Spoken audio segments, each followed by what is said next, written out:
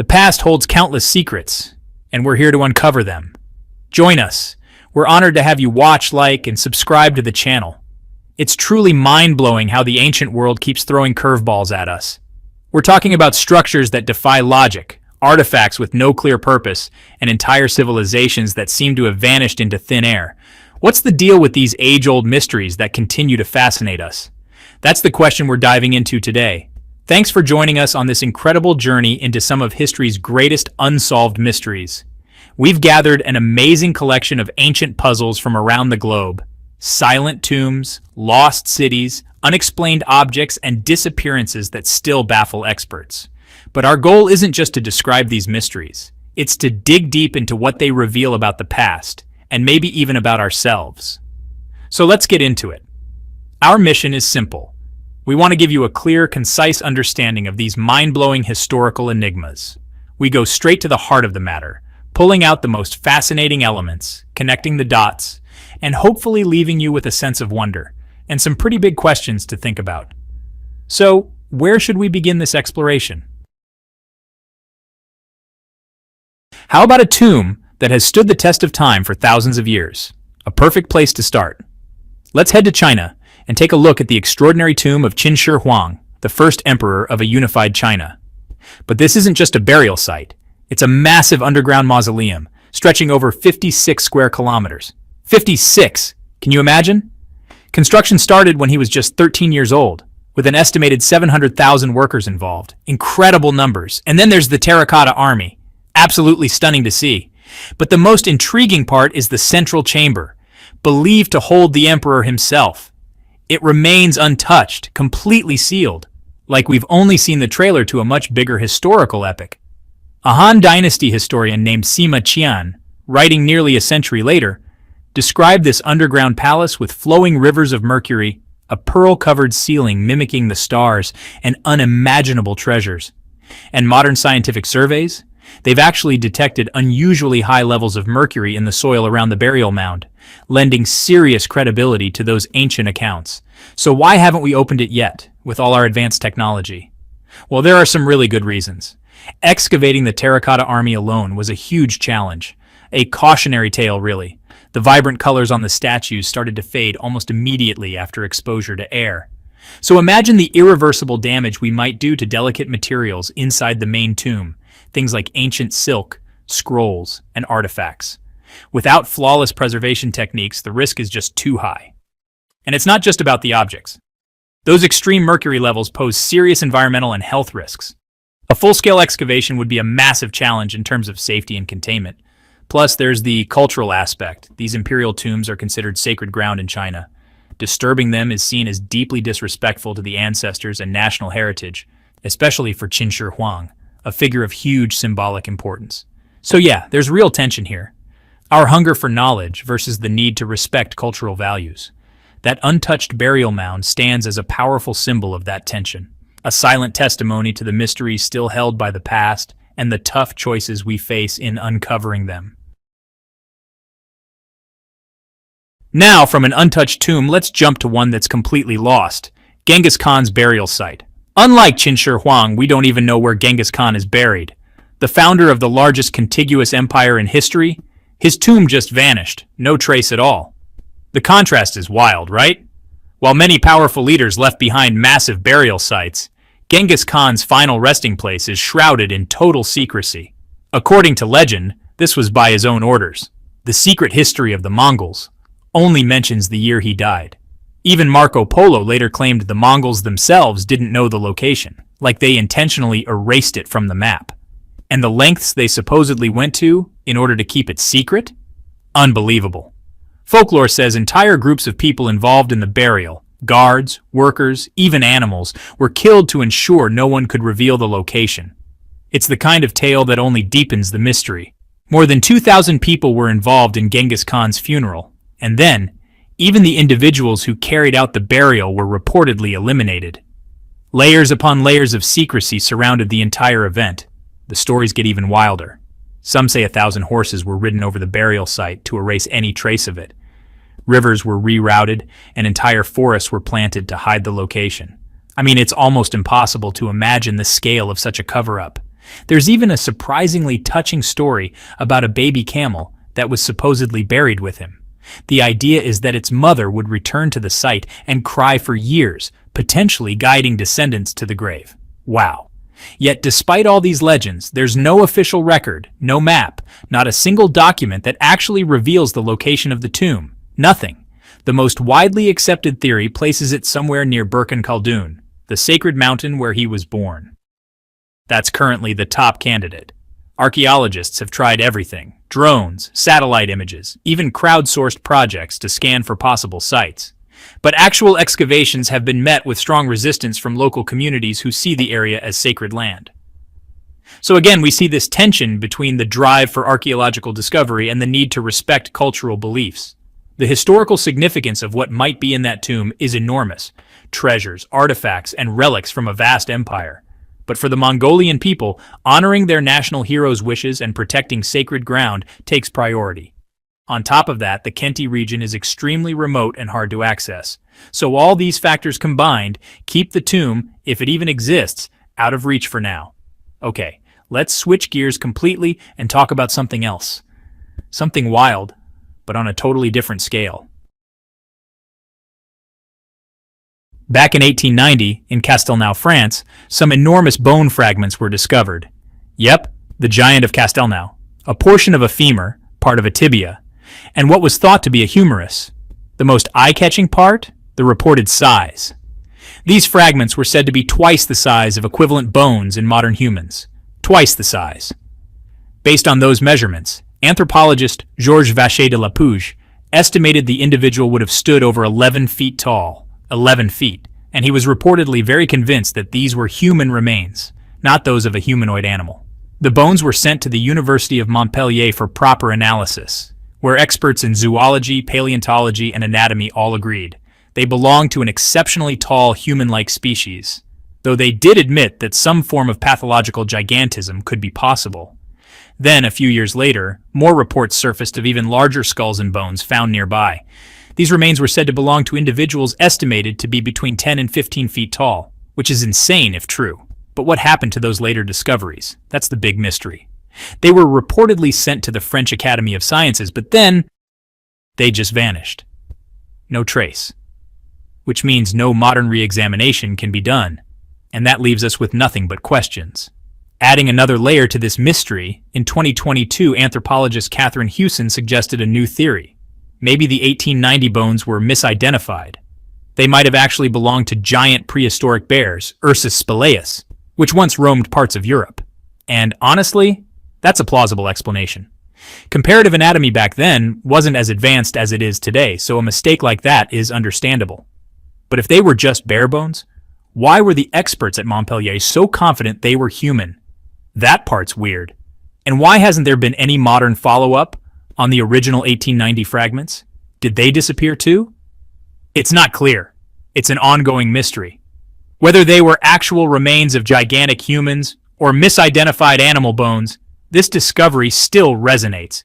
It echoes those myths and legends of giants found in cultures all over the world, like the Nephilim or the local folklore right there in Castelnau. Of course, we always have to be cautious about archaeological hoaxes. Cardiff Giant, anyone? But in this case, the initial expert assessments make it seem less likely to be a simple fake, which makes the later disappearance of the bones even more frustrating. So this unsolved mystery remains. What really were the origins of the Castelnau giant? And now, moving from potential giants to a massive human-made mystery that's still largely unexplained.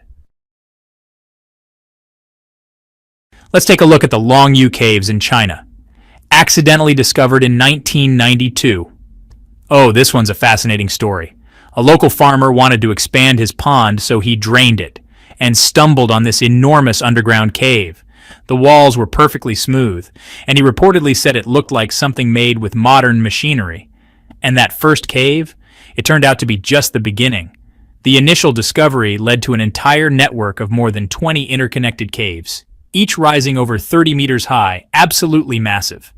What makes the Longyu Caves so incredibly puzzling is their precise engineering. The walls are uniformly smooth, the finishing is flawless, the ceilings are perfectly arched and supported by carefully placed pillars, and there are carvings everywhere. Every surface is covered with these consistent wave-like parallel patterns. The uniformity is just mind-blowing. But here's where the real mystery begins.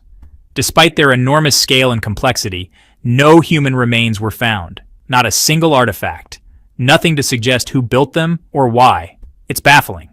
Based on geological analysis and signs of erosion, experts believe the caves are very old, possibly more than 2,000 years, maybe dating back to the Qin or early Han dynasties.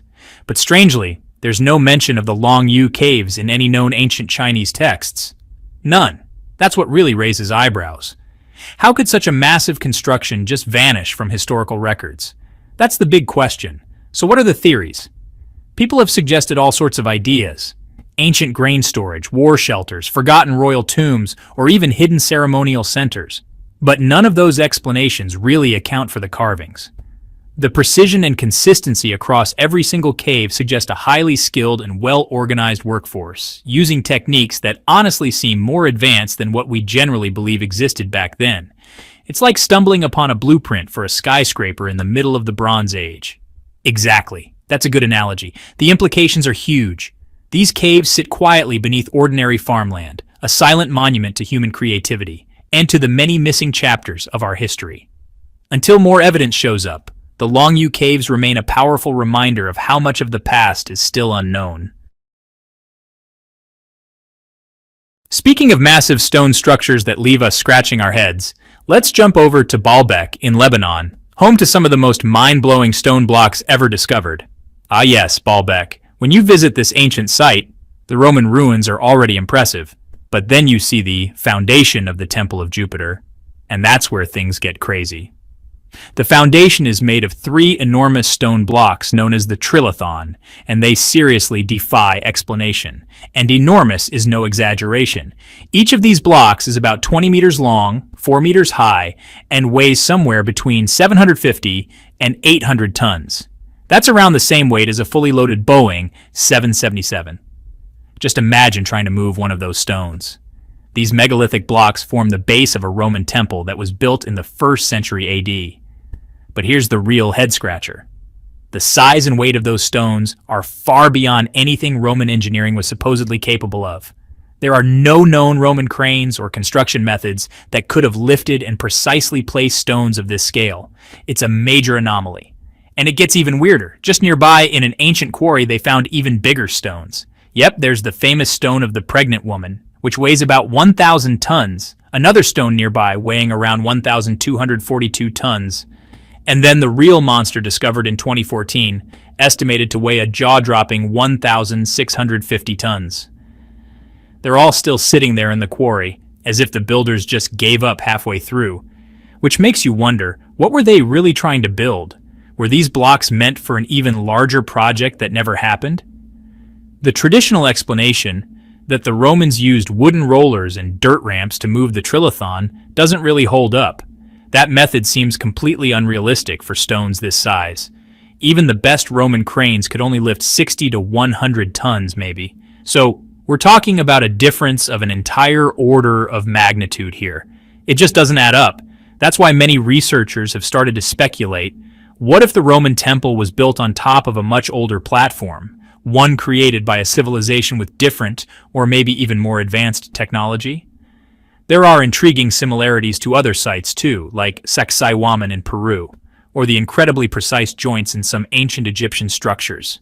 There's definitely a stylistic and technical resemblance, though proving a direct connection is tough. So the enduring mystery of these giant stones, combined with the total silence of historical records about how they were made, leaves us with only these massive silent blocks, challenging our understanding of ancient capabilities and maybe even our whole timeline of technological development. We've shifted a bit from stone to scrolls to a very different kind of ancient mystery, the Codex Gigas, better known as the Devil's Bible.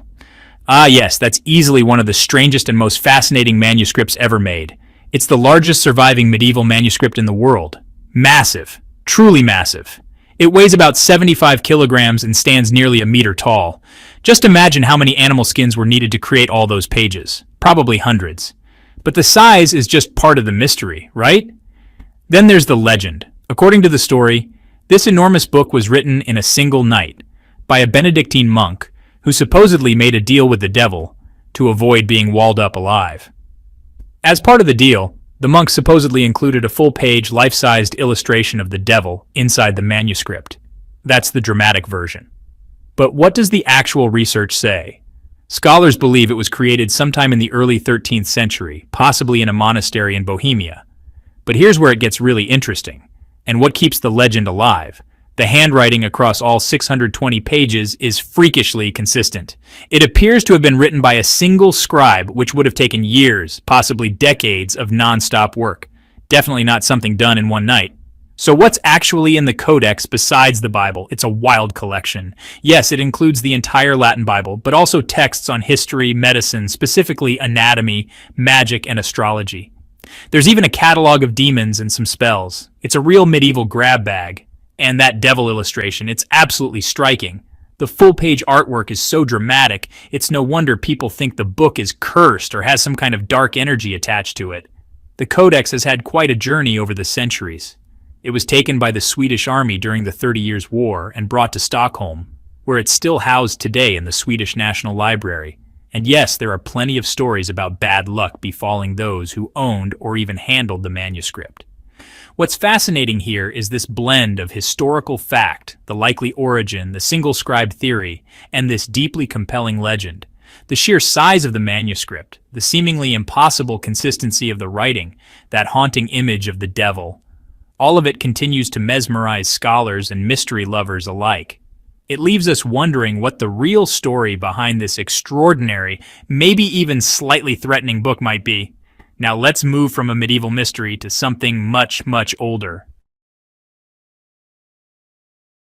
Let's dive into Göbekli Tepe in Turkey, a discovery that completely changed how we understand the Neolithic era. Before it was rediscovered in 1994 by German archaeologist Klaus Schmidt, this site lay completely hidden beneath the earth. What was uncovered were stunning circular structures made of massive limestone pillars. They're enormous. Some of them reach up to 6 meters high and each weighs several tons. But the real shocker? It's over 11,000 years old. To put that into perspective, that's older than the wheel, agriculture, and even metalworking. It's thousands of years older than the Egyptian pyramids or Stonehenge. And those pillars? They're not just plain old stones. What makes them revolutionary are the detailed carvings on them. Animals, lions, snakes, foxes, birds, and abstract symbols. They're all etched into these T-shaped columns, pointing to a complex symbolic system and a sophisticated worldview held by people we used to think were just primitive hunter-gatherers. And that's the big deal.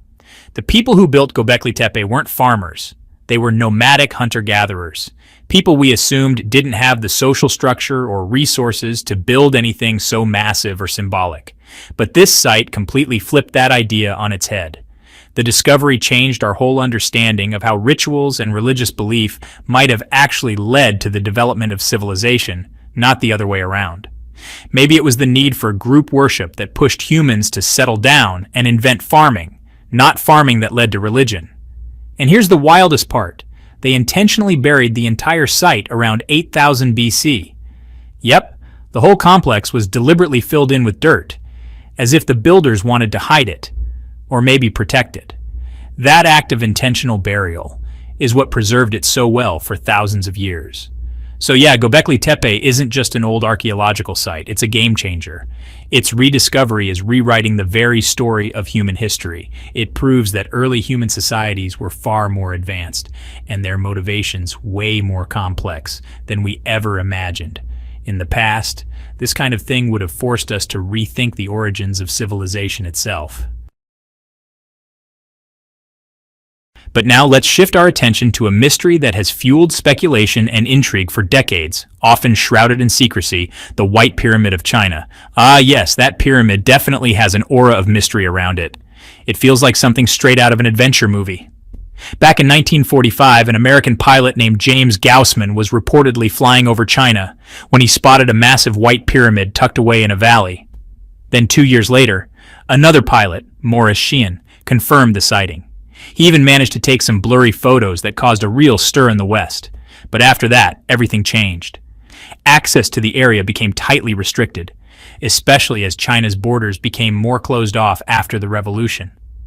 The region where the pyramid was said to be, around the Qinling Mountains near Xi'an, was practically off-limits to foreign researchers. Chinese official accounts usually describe these structures as burial mounds, downplaying or outright denying the existence of a large white pyramid. Still, despite those official statements, satellite images in recent years have revealed dozens of pyramid-like structures in the area. Some of them are truly massive, possibly even larger than the Great Pyramid of Giza. And the local legends? They speak of ancient pyramids that were once covered in a shiny white substance, maybe limestone casing stones like those in Egypt, or possibly a kind of white clay. So the theories around this white pyramid are pretty widespread. Some archaeologists firmly believe these are just imperial burial mounds, like those of Qin Shi Huang or other early emperors. But others speculate they could be remnants of a much older, lost civilization, one that may even predate the conventional timeline of Chinese history. And of course, there are the fringe theories. Yes, the usual stuff about ancient aliens. These always pop up when you have huge, unexplained ancient structures. But what's possibly more intriguing is that some of these pyramid-shaped structures appear to be aligned with star constellations, a trait they share with pyramids in Egypt and other ancient sites, suggesting an advanced understanding of astronomy. Still, the biggest challenge here is the lack of independent access for foreign archaeological teams. That's really the main obstacle. The Chinese government has taken a very cautious approach to large-scale excavations in this region, partly because of the cultural sensitivity surrounding imperial tombs. There's a strong belief that the resting places of emperors shouldn't be disturbed. So, what makes this fascinating is the tension between anecdotal sightings, satellite data, local folklore, and official caution. The White Pyramid, whether it's a single giant structure or a complex of many, remains a powerful symbol of the unknown. It challenges our accepted historical narratives and reminds us that there could still be major discoveries hidden beneath the surface of our planet. Alright, let's move from a possibly ancient pyramid to a much more recent but equally puzzling discovery, the Black Sarcophagus of Alexandria, found in 2018. Yes, that one really captured the public imagination, didn't it? It was found completely by accident at a construction site in Alexandria. And it wasn't just any old coffin. This was a massive black granite sarcophagus, about 3 meters long, weighing around 30 tons. Just enormous. What stood out right away was how plain it was. Totally different from the elaborately decorated sarcophagi we usually associate with Egyptian kings or nobles.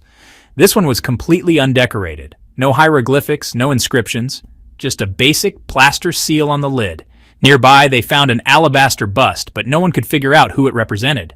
That lack of decoration, that simplicity, only fueled speculation. Could it have belonged to someone incredibly important, whose identity was deliberately hidden? Some people even wondered if it could be Alexander the Great himself, whose tomb has never been found. And of course, when you find an ancient sealed tomb, the whispers of a curse are never far behind. People online actually started petitions begging authorities not to open it, fearing it might release some ancient plague or unleash a deadly curse. Subscribe and explore the forgotten past with us.